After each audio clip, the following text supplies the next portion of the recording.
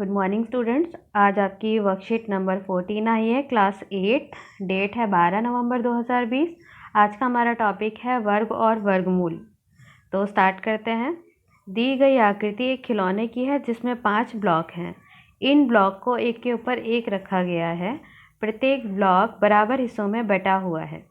मुझे इन ब्लॉक में एक पैटर्न दिखाई दिया जिसे मैंने लिख दिया। आगे का पैटर्न आप पूरा कीजिए। आपको यहाँ पे 5 ब्लॉक दिख रहे होंगे, 1 2 3 4 5। और पांचों ब्लॉक में ये एक खास बात है कि पांचों ब्लॉक बराबर हिस्सों में बटा हुआ है। अगर इसके 5 रो है तो 5 कॉलम है। तो इन पैटर्न को देखते हुए यहाँ पे लिख दिया गया है 5 रो 5 कॉलम। तो 5 × 5 25, 4 रो 4 कॉलम, 4 × 4 16। इसी तरह से 3 row 3 column, 3 × 3 is 9। 2 row 2 column, 2 × 2 is 4 and 1 row and 1 column. तो ये 1 आ गया आपका। पैटर्न से हमें कुछ विशेष प्रकार की संख्याएं 1 4 9 16 25 प्राप्त हुई। अब हम प्रत्येक आकृति को अब अलग करके समझेंगे। तो हमने यहाँ पर देखा कि हमें जो गुणा करके संख्याएं प्राप्त हुई 1 4 9 16 25। ठीक है। पहली आकृति हमने ली। इसमें हमने देखा कि 1 × 1 करते हैं तो हमारा क्षेत्रफल आता है 1 सेंटीमीटर स्क्वायर।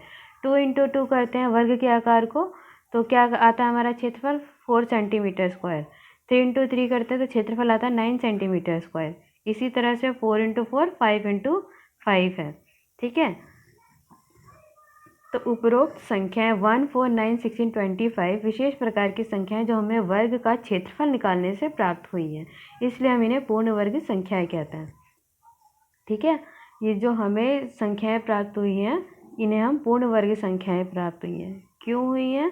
क्योंकि ये हमें वर्ग का क्षेत्रफल निकालने से प्राप्त हुई। ये जो हमारी शेप थी वो वर्ग के आकार की थी, क्योंकि जितनी रो हैं उतने ही कॉलम। जो ब्लॉक आपको दिखाए गए थे, जितनी इसमें लंबी लंबी रेखाएं और जितनी बिछी बिछी रेखाएं दोनों ही सेम थी, तो ये वर्ग की आकृति थी। ठीक है। तो ये पूर्ण वर्ग संख्याएं कहलाएंगी। ठीक है। अब आगे देखते हैं वर्ग संख्या 1 विस्तारित रूप। जब इसका वर्ग किया जाएगा 1 × 1 घातांकीय रूप में जब लिखा जाएगा तो 1 की पावर 2। क्यों? क्योंकि 1 2 बार गुणा हो रहा है, तो 1 की पावर 2 ऐसे ऊपर लिखा जाता है। ठीक है। और इसका जब क्षेत्रफल निकाला जाएगा तो वर्ग का क्षेत्रफल इस तरह से लिखा जाएगा 1 वर्ग इकाई, 1 वर्ग इकाई। इसी तरह से अब संख्या 4, वर्ग संख्या 4 है हमारे पास, तो ये किन दो संख्याओं को गुणा करने पे आती है? 2 × 2 करने पे आती है। जब इसको घातांकीय रूप में लिखा जाएगा तो 2 की पावर 2। क्योंकि 2 क्यों आई पावर? क्योंकि 2 को 2 बार गुणा करा है। तो जब इसका वर्ग का क्षेत्रफल लिखा जाएगा तो लिखा जाएगा 4 वर्ग इकाई। इसी तरह से वर्ग संख्या 9 है, तो ये कब प्राप्त हुआ था? 3 × 3 करने पे आया था। घातांकीय रूप में लिखा जाएगा 3 की पावर 2। और क्षेत्रफल वर्ग के क्षेत्रफल के फॉर्म में लिखा जाएगा तो 9 वर्ग इकाई, 9 वर्ग इकाई। 16 का प्राप्त हुआ था 4 × 4 पे। घातांकीय रूप क्या हुआ इसका? 4 की पावर 2। ऐसे ही इसका जब वर्ग का क्षेत्रफल निकाला जाएगा तो लिखा जाएगा 16 वर्ग इकाई। 25 का प्राप्त हुआ था 5 × 5, 5 की पावर 2 और 25 वर्ग इकाई। अब कुछ प्राकृतिक संख्याएं हैं, जब इनका पूर्ण वर्ग संख्याएं प्राप्त करनी होगी तो आपको क्या करना होगा?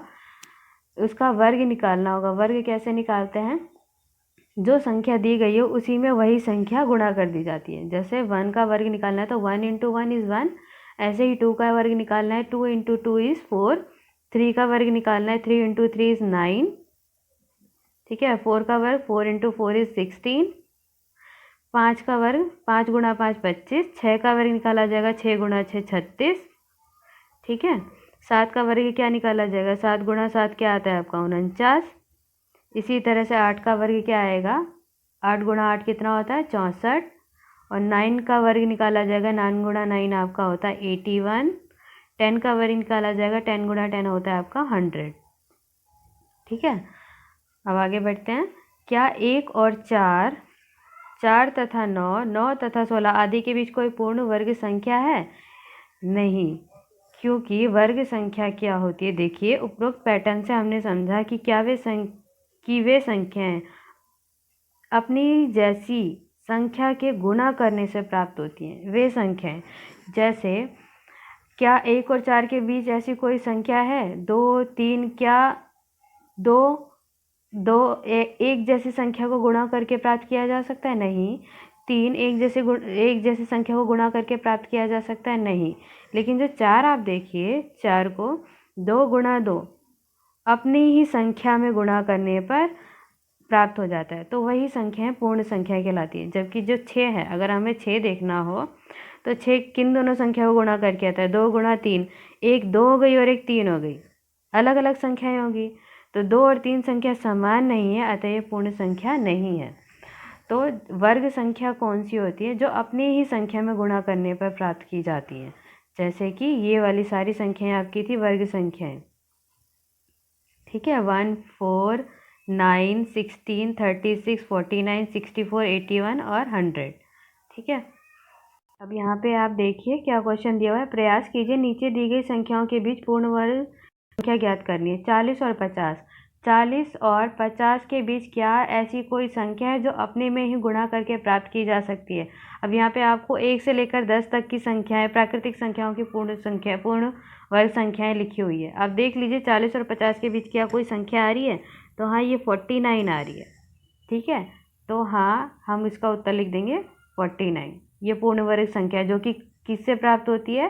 7 को 7 में ही गुणा करके प्राप्त होती है, ठीक है। 60 और 70, 60 और 70 के बीच देखिए ये 64 आपका आ रहा होगा। 64 कब प्राप्त होता है? 8 को 8 से गुणा करने पे। तो 64 का आपको पता है, विस्तारित रूप देखेंगे तो ये 8 का वर्ग है, ठीक है। तो हमेशा पूर्ण वर्ग संख्या वो होगी जो अपने में सेम संख्या को गुणा करने पे आए। तो ये सारे आप देख रहे होंगे 1, 4, 9, 16, ये देखिए 1, 4, 9, 16, 36, 49, 64, 81, 100, ये सारी पूर्ण वर्ग संख्याएं जो कि अपनी ही संख्या में गुणा करके आई हैं। ये ध्यान दीजिएगा, 9 को 9 में करके, 8 को 8 में करके, तो किसी भी संख्या का वर्ग निकाला जाने का मतलब ही यही होता है, उसको उसी संख्या से गुणा करना, ठीक है बेटा। तो अब इसको आप प्रयास कीजिए, जो क्वेश्चन दिया है इसे करिए और वर्कशीट को समझिए। कोई डाउट आता है तो पूछिए।